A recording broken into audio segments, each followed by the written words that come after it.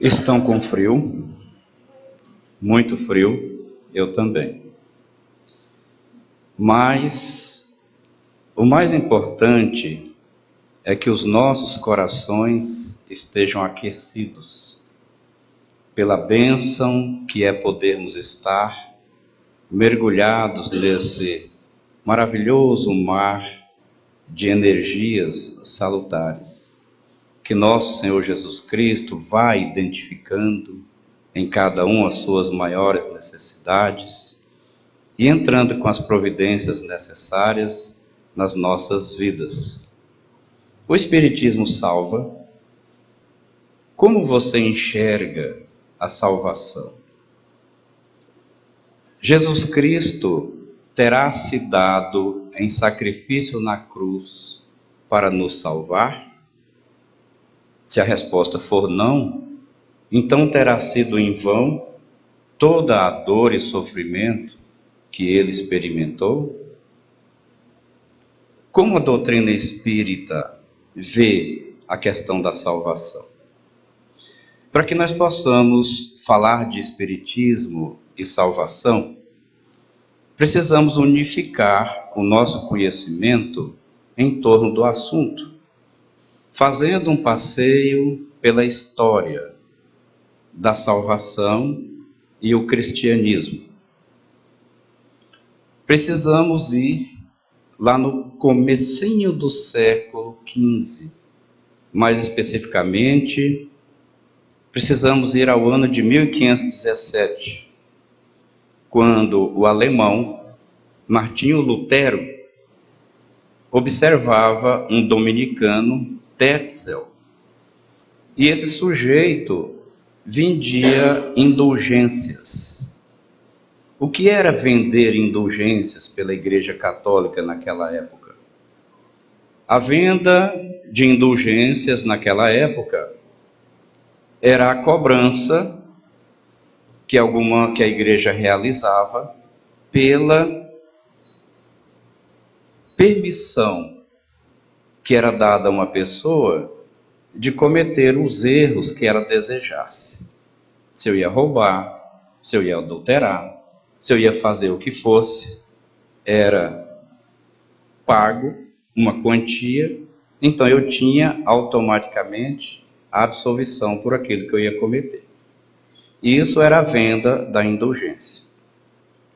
Para que nós possamos fazer um estudo como esse que estamos iniciando agora, é muito importante deixar uma recomendação. Nós precisamos nos despir, deixar lá fora as nossas velhas crenças, deixar lá fora o dogmatismo. Sobretudo se estamos num centro espírita que estuda a doutrina espírita codificada por Allan Kardec, mas trazemos conosco o ranço católico.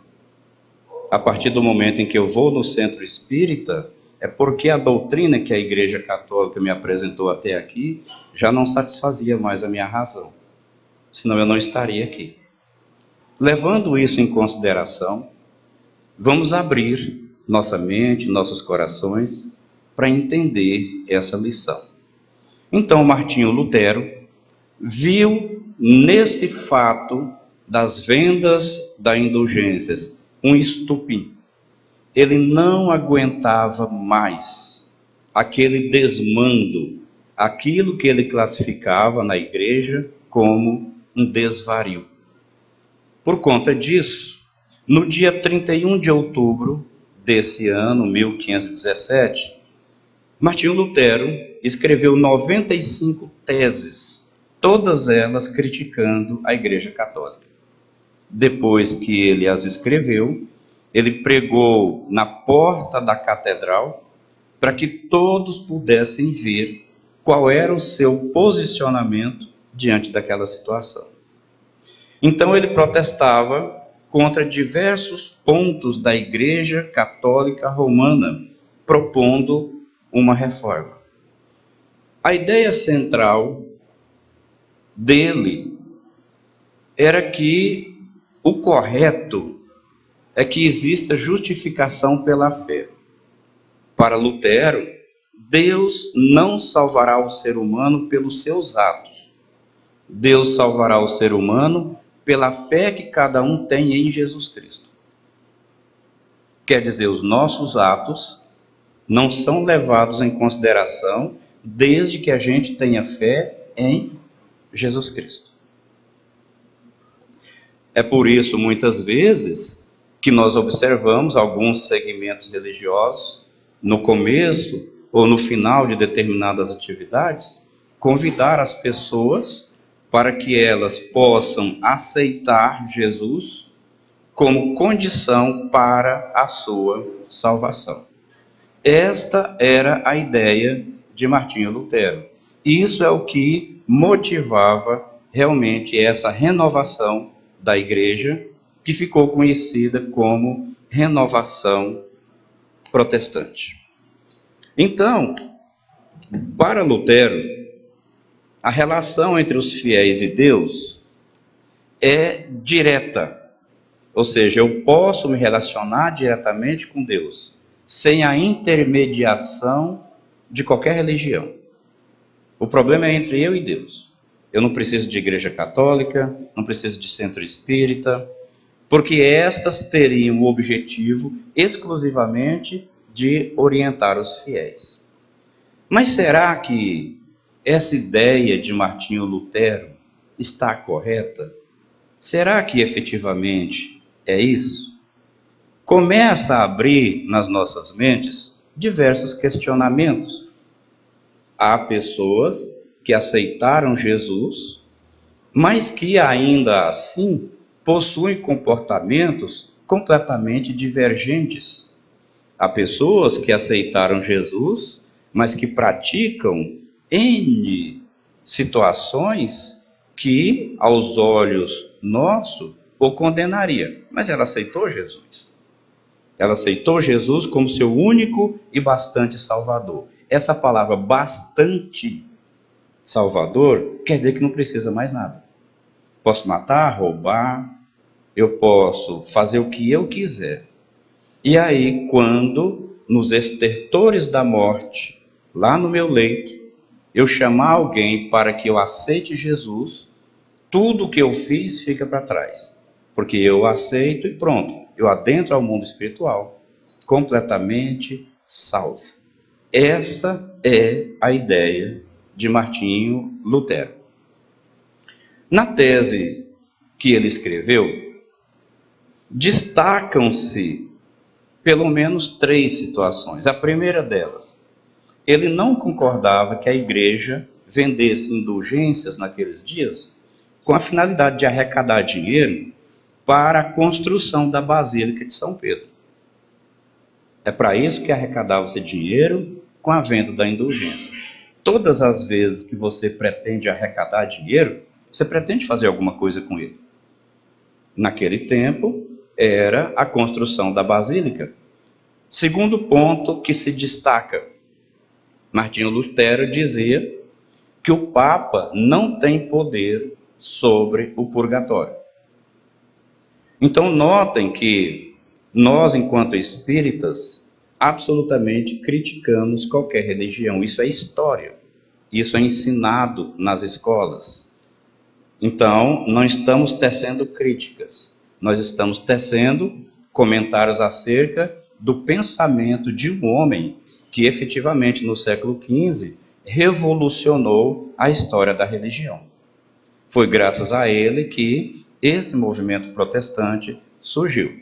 Em terceiro lugar, ele dizia que comprar indulgência dava às pessoas uma falsa sensação de segurança. E é uma coisa óbvia, e a pessoa acabava colocando em risco a sua salvação. Então eu ia lá na pessoa e dizia, olha, hoje eu pretendo matar alguém. Eu vou matar alguém, está tudo planejado, mas eu vim aqui comprar a minha salvação. Quanto é? $5.000. Eu pago, então eu vou lá de consciência tranquila, com a falsa sensação de que eu posso matar, porque a infalibilidade papal me absorveu. Eu deveria crer exclusivamente nisso. Então isto era uma das coisas que ele combatia.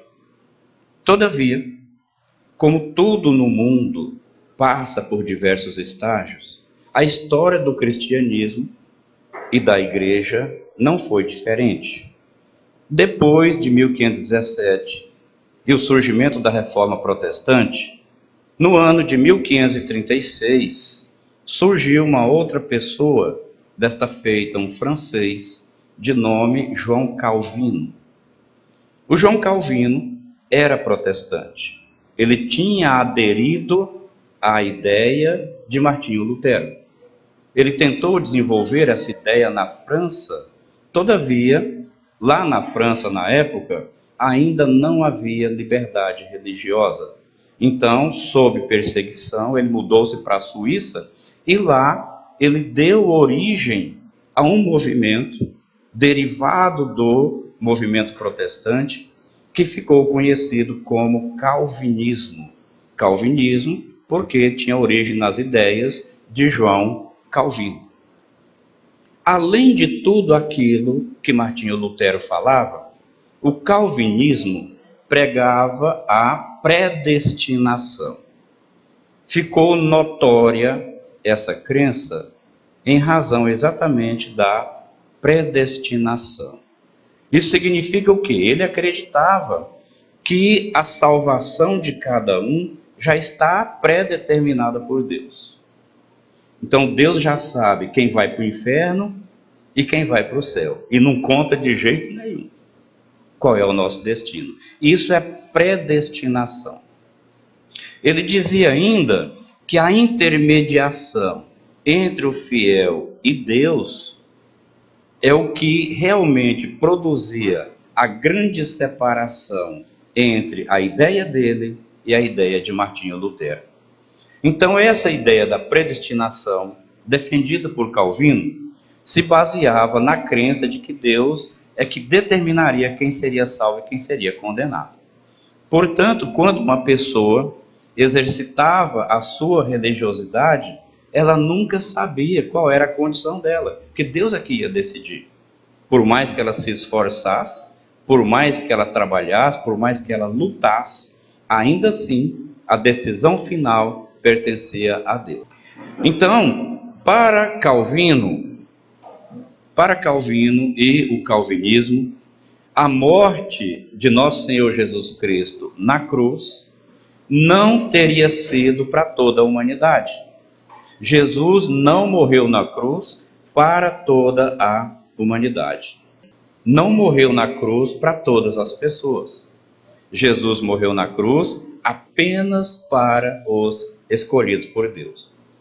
Quando você começa a observar hoje as diversas formas de manifestação nos mais variados segmentos religiosos, você percebe que nessa multiplicidade de igrejas, cada uma pega um pouco do protestantismo e cada uma pega um pouco do calvinismo.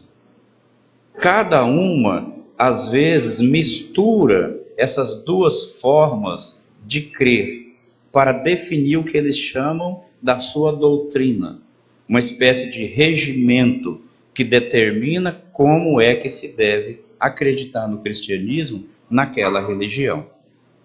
Então, o calvinismo não admite a possibilidade de qualquer intermédio entre Deus e o fiel. Se Martinho Lutero dizia que isso era possível, o calvinismo não. Ele diz que não é possível nós entrarmos diretamente e negociarmos com Deus a nossa salvação. Então, ao contrário do catolicismo e do luteranismo, o calvinista não acredita que exista santo e nem tampouco qualquer outro caminho que leve o cristão até Deus. O santo não leva o cristão até Deus, os espíritos não levam o cristão até Deus, ninguém leva o cristão até Deus. Nada pode intermediar entre nós e Deus. Deus escolhe, simples assim. Mas João Calvino não diz qual é o critério que Deus usa. Qual é o critério que Deus deve usar para escolher quem será salvo e quem não será salvo? Aqueles que eventualmente ele ame mais? Ele não disse que critério é esse.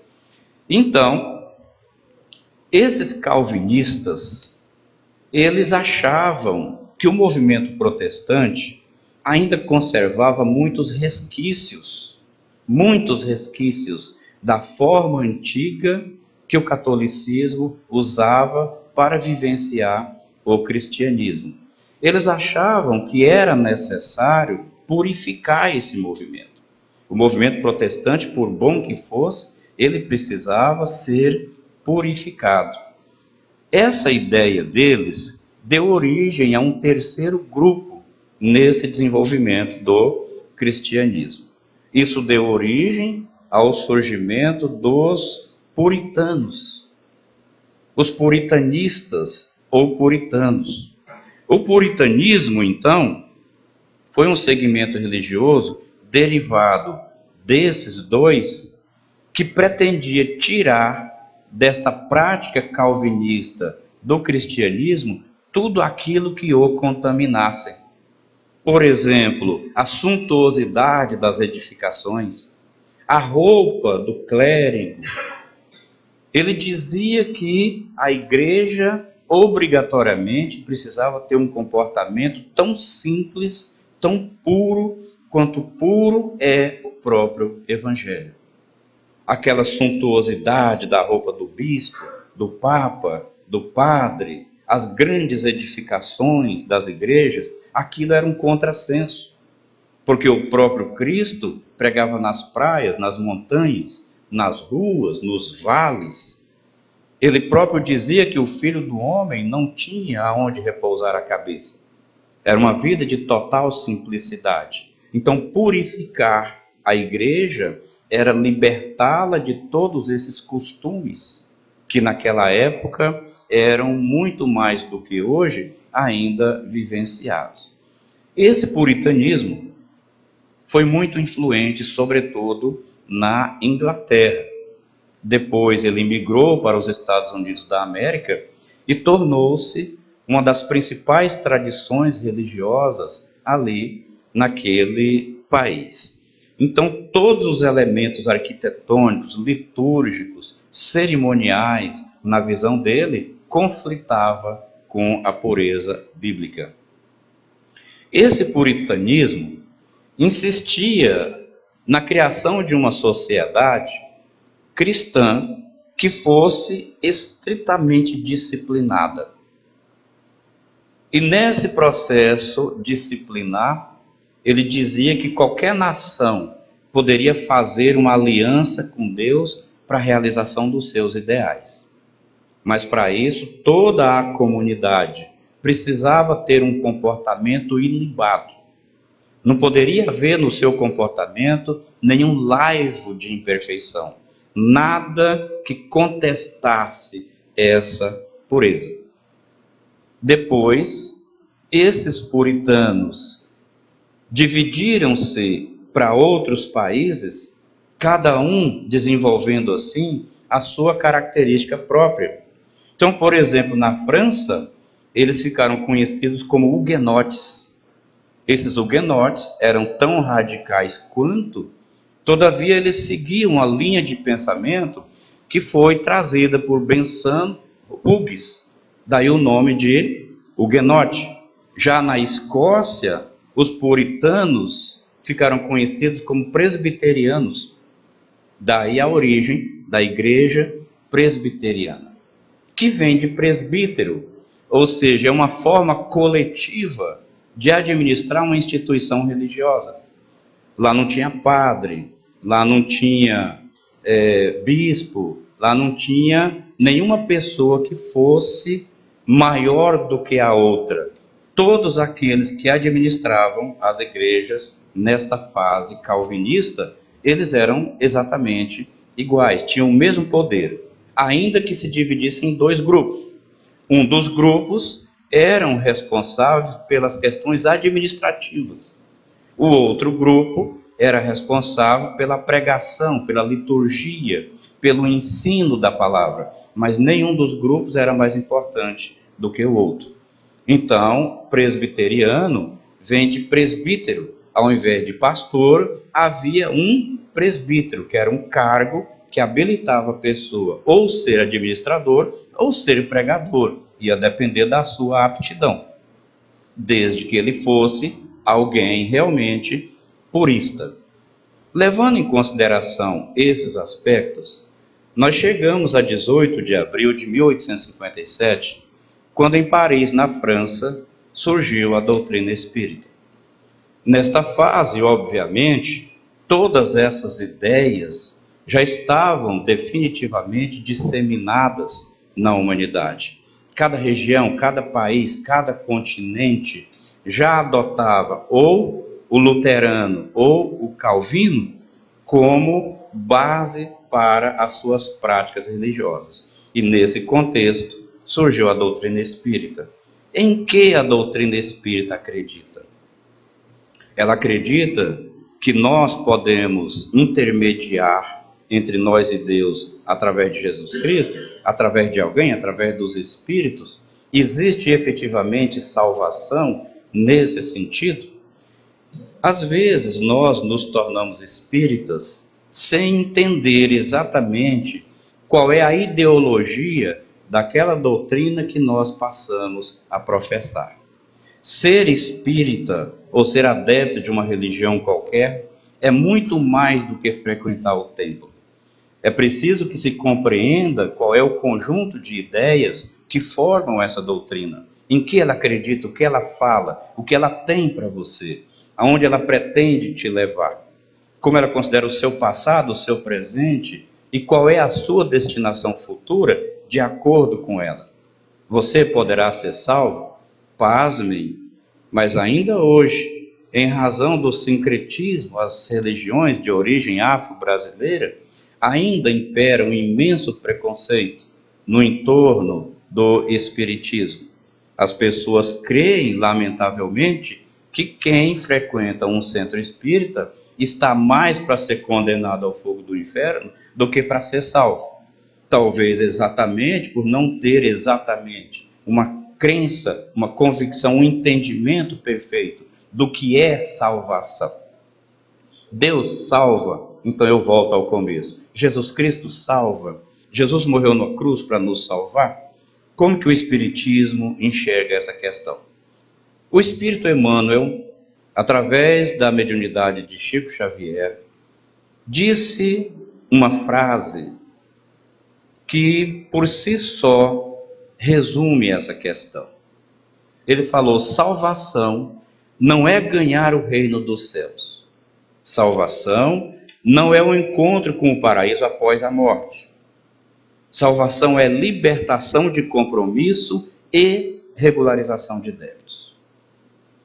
Enquanto eu não me libertar dos compromissos que eu assumi com Deus, enquanto eu não regularizar todos os débitos oriundos desses compromissos, eu não estarei salvo. Mas todos nós seremos salvos quando conseguirmos realizar isso: libertação do compromisso e regularização dos débitos. É preciso ter claro que nós vivemos em um mundo de causalidade. Isso é um axioma da ciência. Todo efeito tem uma causa, toda ação produz uma reação. Tudo aquilo que eu faço, das menores às maiores e mais importantes ações, vai produzir uma reação qualquer. E eu tenho absoluta, total e irrestrita responsabilidade pelas consequências das minhas ações. E isso vai gerando ao longo das existências esses compromissos a que Emmanuel se referiu. Então a salvação passa também pela prática da caridade de uns para com os outros, pela vivência da paciência, do perdão, da tolerância, do respeito. Enquanto não tivermos paciência, perdão, tolerância e respeito, nós estamos distantes da salvação, porque estamos ausentes da caridade. A doutrina espírita, quando da sua fundação, criou uma frase, lema, para contrapor ao lema do catolicismo. A Igreja Católica afirma que fora da Igreja não há salvação. Não precisamos fazer muitos esforços de racionalidade, de intelectualidade, para entendermos que não é assim que as coisas funcionam. Há muitas pessoas dentro das igrejas que nem por isso estão salvas. Então não é fora da igreja que não há salvação. O lema da doutrina espírita em função disso é fora da caridade. O espírito, então, ao compreender muito bem isso, notabiliza-se pela prática do bem.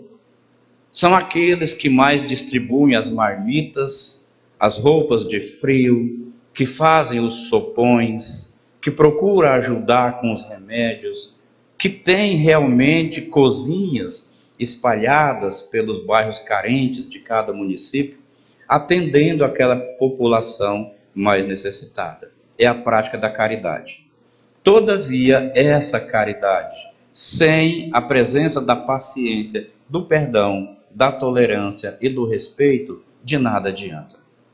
Posso passar a manhã de domingo, mesmo num dia frio, cozinhando um caldeirão de sopa para ser distribuído para as crianças carentes e chegar em casa grosso, sem paciência, reclamando da vida, estapeando meus filhos. Enfim, esta ação vai anular aquela caridade que eu tenha praticado. Então, nesse sentido, não há salvação. Ela é interior. É fazer da solidariedade norma de conduta. Todos nós sabemos, e a doutrina espírita reafirma isso, que precisamos ser solidários. Mas a solidariedade não deve se manifestar em momentos específicos, pontuais, quando o caso requer. A solidariedade tem que ser norma de conduta. Eu não tenho que ser alguém que pratica a solidariedade. Eu preciso ser alguém solidário. Já faz parte do meu ser. Eu sou assim. Então nunca agirei diferente. É o desenvolvimento daquela assertiva de Paulo de Tarso em Atos dos Apóstolos, quando ele disse de uma forma eloquente: já não sou eu quem vivo, é o Cristo que vive em mim. O Cristo viver em mim faz de mim alguém que se confunde com ele. As nossas personalidades, ainda que haja uma imensa distância, elas se assemelham. Então, nesse sentido, a solidariedade faz parte da minha conduta em todos os momentos da minha existência. Salvação ainda passa pela necessidade de sermos agentes do bem na terra, acendendo a luz de uns para com os outros. Nosso Senhor Jesus Cristo nos orientou que não devemos colocar a candeia sob o alqueire.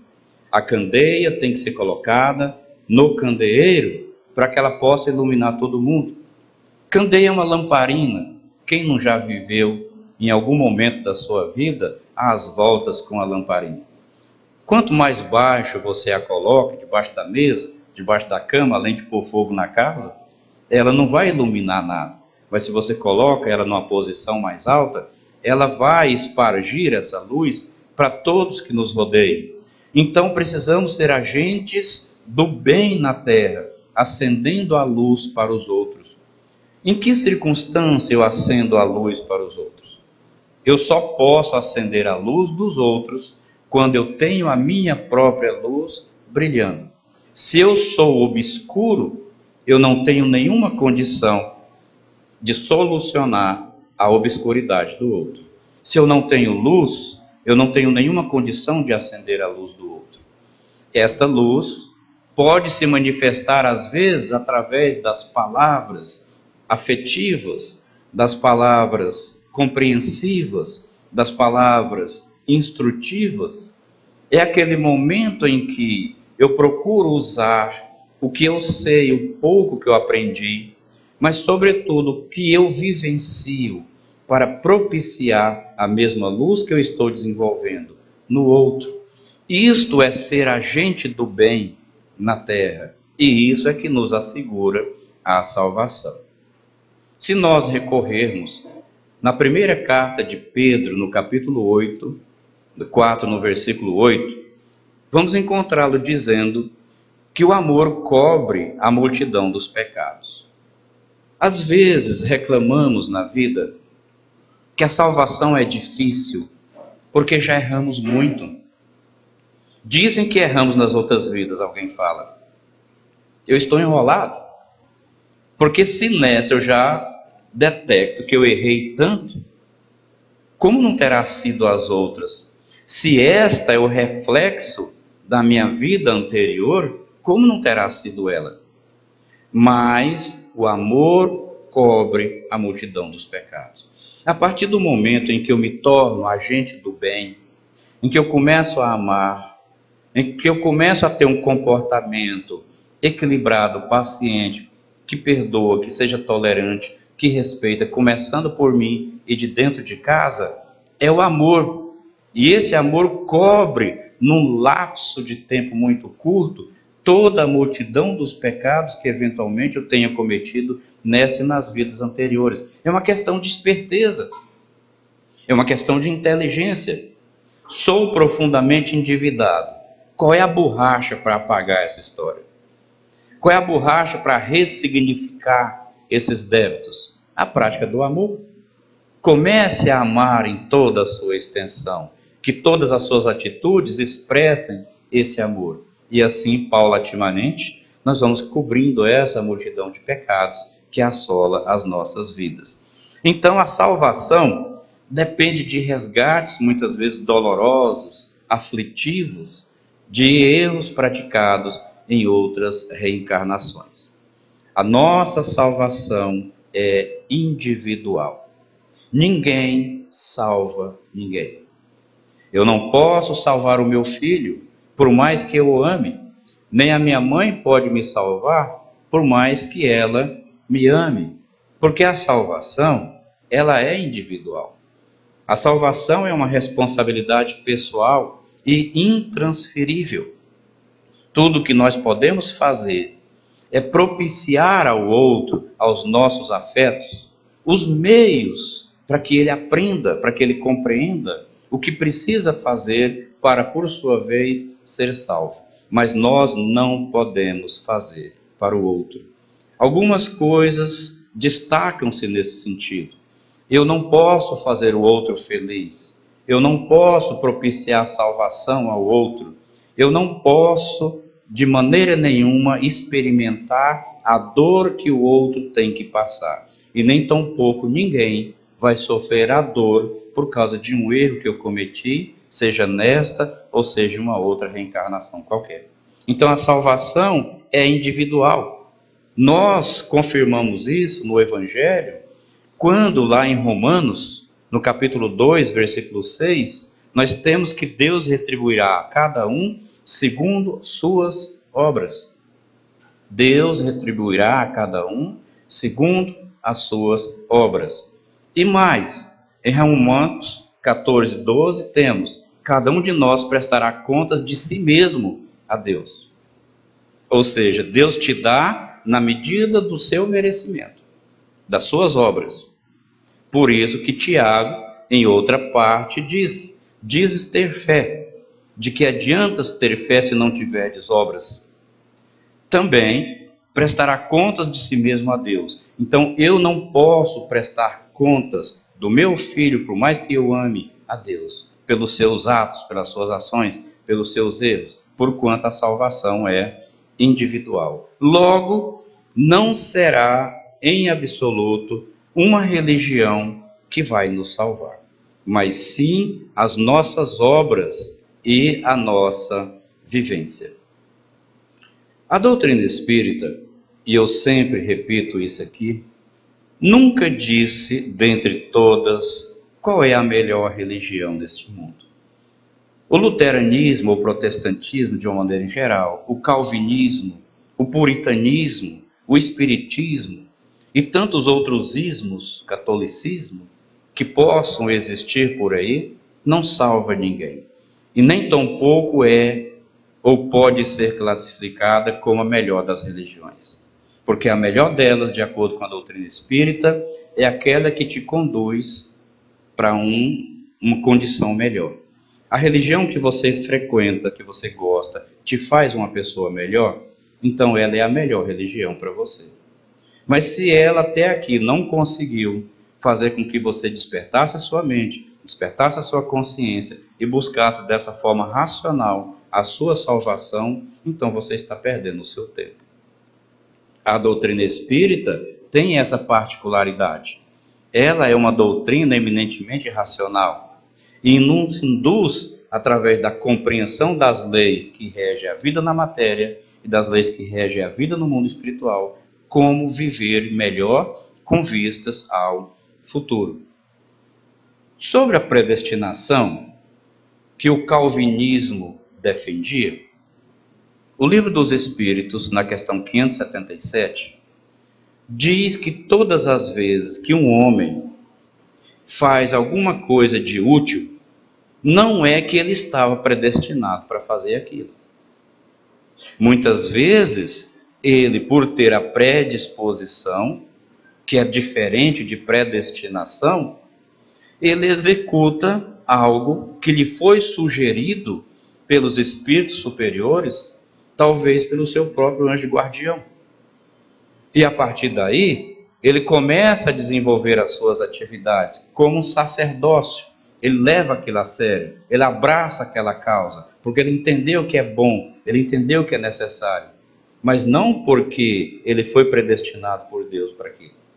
Quando nós, inadvertidamente, tornamos-nos calvinistas, sem nem saber que o somos, e começamos a acreditar que somos o cara, porque se fazemos alguma coisa de bom, é porque Deus nos predestinou para isso, nós estamos profundamente sujeitos a um escorregão, à derrocada, porque isso, em regra, mexe com a nossa vaidade, mexe com o nosso orgulho, e muitas vezes a gente acaba sucumbindo. Também, na questão 298 de O Livro dos Espíritos, Allan Kardec questionou se há pessoas predestinadas uma para a outra. Ou seja, Deus criou José predestinado para a Maria.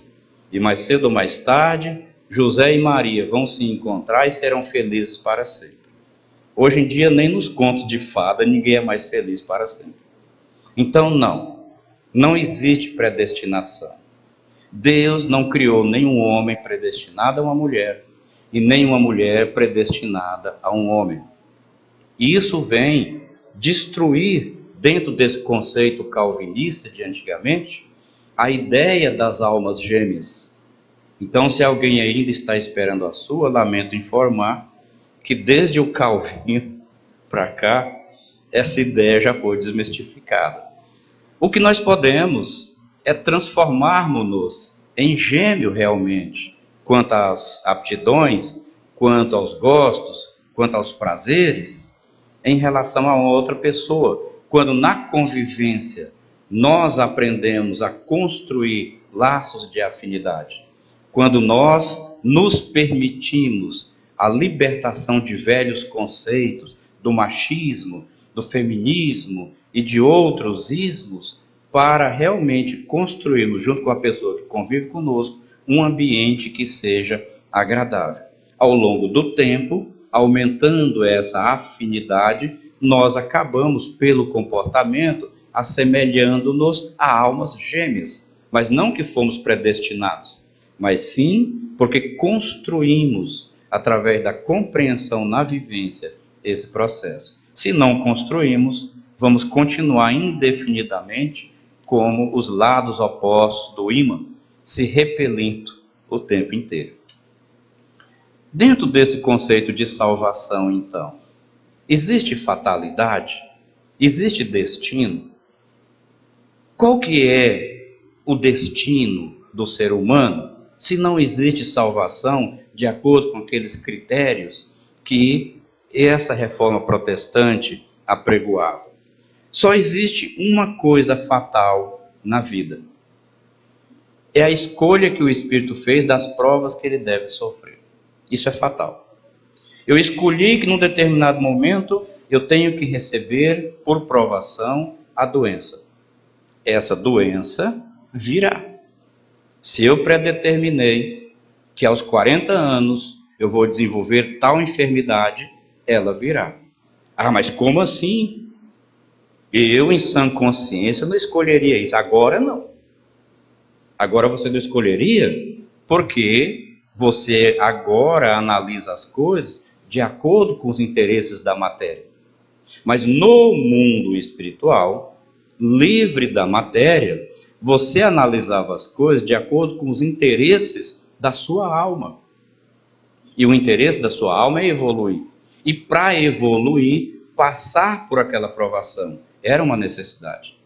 Essa provação pode ser uma doença, pode ser a dificuldade financeira, essa provação pode ser a perda de um ente querido, essa provação pode ser ter N situações, mas é uma escolha nossa.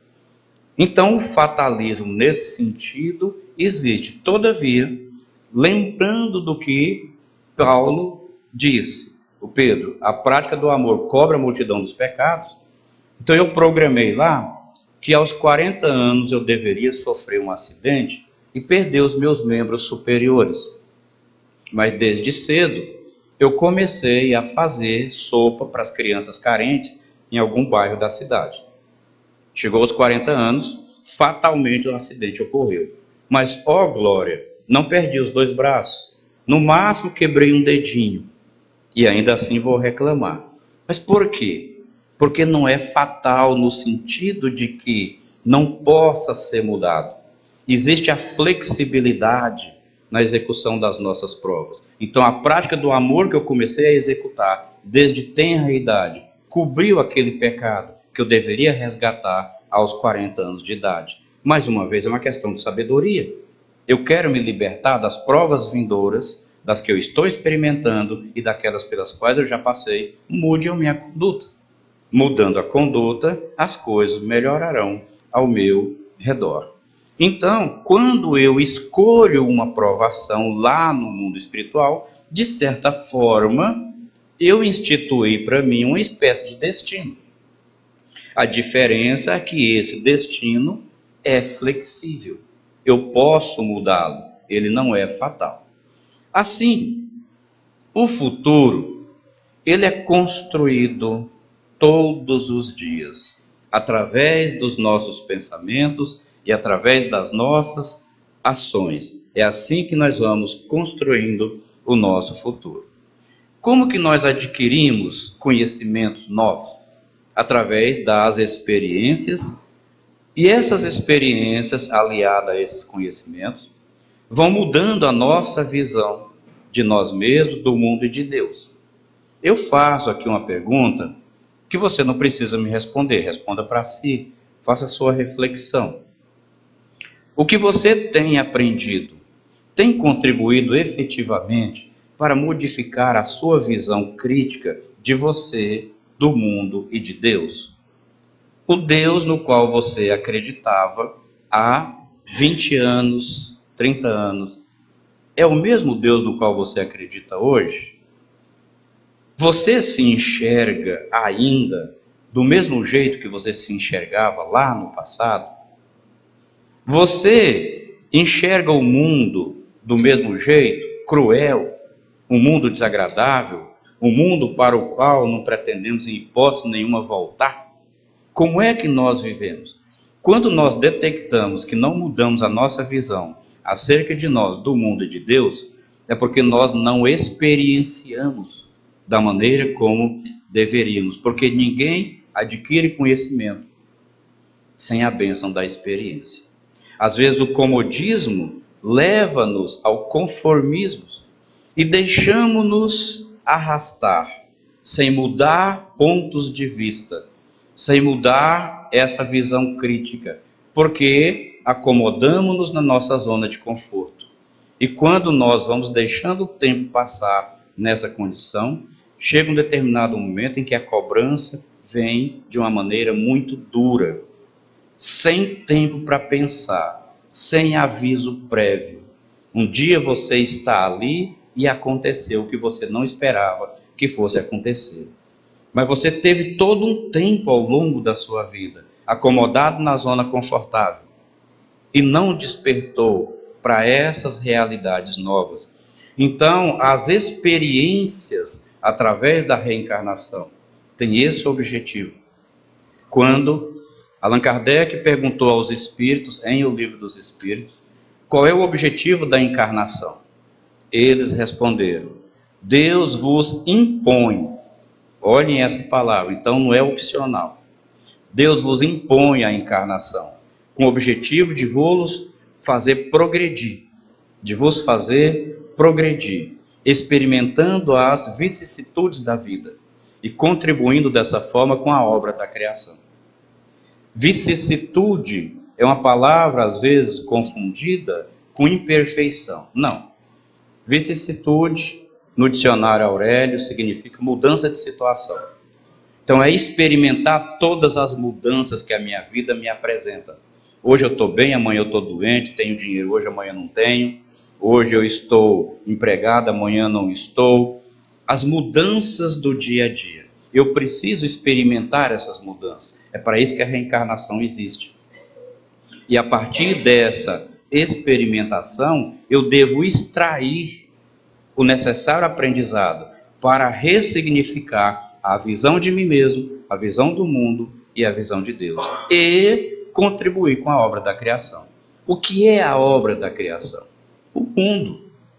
E os seres humanos e os outros reinos da criação que nele habitam.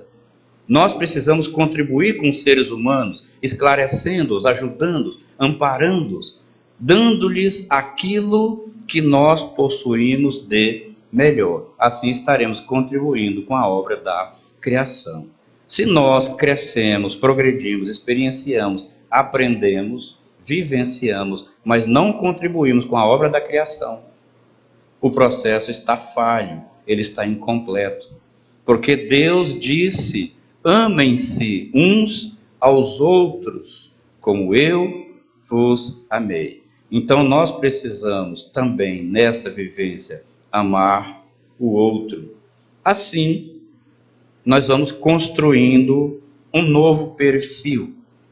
Um perfil que nos caracteriza como pessoas únicas, que têm liberdade de escolha. Cada um de nós é único.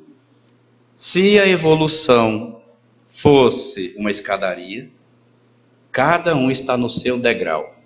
Não há 2 degraus igual. Cada um está no seu. Os níveis evolutivos são diferentes, porque as nossas experiências são diferentes. Então, quando chegamos no nível de conquista, aquilo que efetivamente é conquista, a gente nunca perde. O espírito não retroage, o espírito não volta atrás, o espírito não perde aquilo que aprendeu, desde que essa aprendizagem ela seja efetiva, ela seja real e não fruto da ilusão. Quantos há iludidos de que estão crescendo, estão evoluindo, mas que na verdade nada mais, nada menos é essa crença de que uma massagem no seu ego, que em regra anda bastante inflacionado. Então as dificuldades que nós encontramos para superar as dificuldades que a vida nos apresenta, estão relacionadas à limitação do nosso próprio espírito. Sua vida está difícil?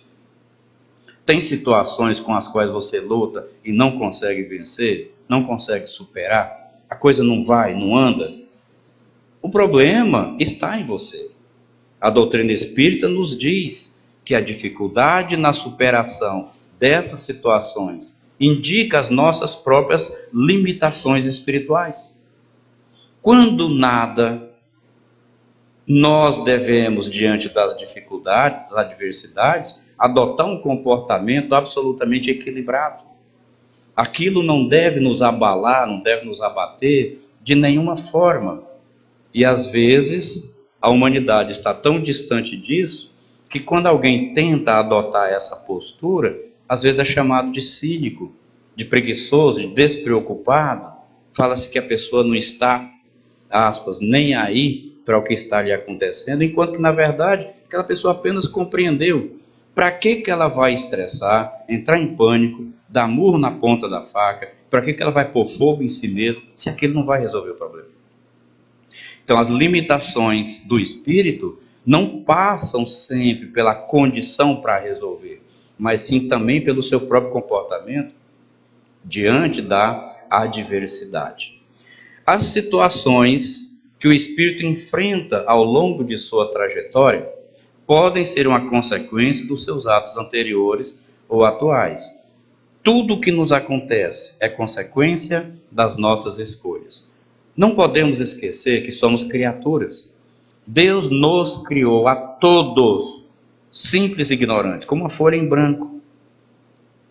E nos deu liberdade de pensar e de fazer, e consequentemente responsabilidade pelos atos. Então, desde que Deus nos criou, temos liberdade de escolher. E consequência pelas nossas escolhas, responsabilidade pelas nossas escolhas. Sendo assim, a quem culpar se não a nós mesmos? Pelos problemas que surgem nas nossas vidas. Aquilo que eventualmente você esteja enfrentando é uma consequência da sua própria escolha. Você está assim porque em algum momento você tomou um atalho, um caminho, você fez algo que te levou a isso. Ou seja, dentro dos nossos limites de entendimento, nós precisamos lutar contra esses sentimentos que surgem pela não observação desse fato. Nesse quesito, entra a importância do autoconhecimento. Autoconhecimento. 399 anos antes de Cristo, Sócrates, na porta do oráculo de Delfos, viu escrito: conheça-te a ti mesmo. E ali, com base nisso, ele fundamentou a sua filosofia. Autoconhecimento, autodescobrimento. Dando um salto na história, vamos encontrar Jesus Cristo nos orientando que, conhecendo a verdade nos libertará. Ninguém conhece a verdade se não se conhece. Não é a verdade dos textos bíblicos. Provavelmente muitos aqui sabiam dos pormenores da história de Martinho Lutero e de Calvino, João Calvino, mas não sabia outro tanto desses pormenores. Então a verdade a que Jesus se referia não são essas, são as nossas próprias verdades. Quem é você efetivamente, interiormente? Por que você se sente assim? Por que determinadas reações ocorrem na sua vida? Por que desses sentimentos? A partir desse autoconhecimento, o nosso processo evolutivo torna-se mais fácil. Então, à medida em que vamos nos autodescobrindo, autoconhecendo, nós vamos crescendo e esforçando-nos cada vez mais para preservar e ampliar as experiências positivas. Subconsciente. Precisamos entender que nós temos um depósito emocional dentro de nós. Se a gente não entender isso, da forma mais simplista que for, fica difícil evoluir. Tudo aquilo que você vive, que você passa, que produz uma emoção, fica armazenado dentro de você. Imagina nesta vida, na outra vida, na outra vida, na outra, e todas as que nós tivemos, emoções despertas e armazenadas nesse banco de dados emocional. E isso tudo influenciando no nosso agora. Quem que alimenta esse subconsciente? É o pensamento. E eu penso extremamente mal, eu penso com raiva, porque eu preciso levantar no frio. Eu penso com raiva quando eu tenho que trabalhar, porque eu não gosto mais daquele emprego. Eu penso com raiva no meu companheiro, na minha companheira. Eu penso com raiva no presidente da República. Eu penso com raiva o tempo inteiro. Os meus pensamentos são desequilibrados. Ocorre que isso tem uma importância. Esse pensamento continua a alimentar o seu subconsciente. Ele não muda a natureza das emoções. Para mudar a natureza das emoções armazenadas, precisamos mudar a natureza dos pensamentos. Exercitando dessa forma o livre arbítrio. É assim, então, que nós vamos transformando as experiências negativas em experiências positivas. Se a gente não fizer isso, nós vamos continuar mergulhados nesse negativismo indefinidamente e lamentando-nos pela dificuldade da transformação. Então, isso é salvação. E muito mais. É o conjunto de todas essas situações que, para a doutrina espírita, significa salvação. É algo que pode ser conquistado partindo do nosso próprio esforço. No ato da crucificação, Jesus Cristo estava pregado na cruz entre dois ladrões. Um deles, mais afoito, dizia: se você é mesmo quem diz ser, liberta-nos, liberta você mesmo e liberta nós também. O outro ladrão, mais humilde, disse: se és mesmo Cristo, me recebe no seu reino, com outras palavras. Então Jesus disse um grande ensinamento para todos nós, que nem sempre foi compreendido. Alguns dizem que ele falou assim: em verdade vos digo, ainda hoje estarás comigo no reino dos céus. Quem traduziu a Bíblia desse jeito é calvinista. Em verdade vos digo, ainda hoje estarás comigo no reino dos céus. Não importa o que você fez, não me importa as famílias que você matou para roubar, você é ladrão, é por isso que você está sendo crucificado aqui junto comigo. Mas ainda hoje você estará comigo no reino dos céus. É calvinista. Jesus salva independente do nosso esforço. Mas traduzindo da maneira correta, mudando uma vírgula de lugar. Em verdade vos digo hoje, vírgula, estarás comigo no reino dos céus. Quando, meu filho? Depende de você. Você será salvo. Você estará comigo no reino dos céus. Mas depende do quanto você vai fazer tudo isso que eu falei. E mais um pouco. Para que você possa chegar no reino dos céus. Que possamos refletir maduramente sobre isso tudo. Quero convidá-los agora, mais uma vez, à oração.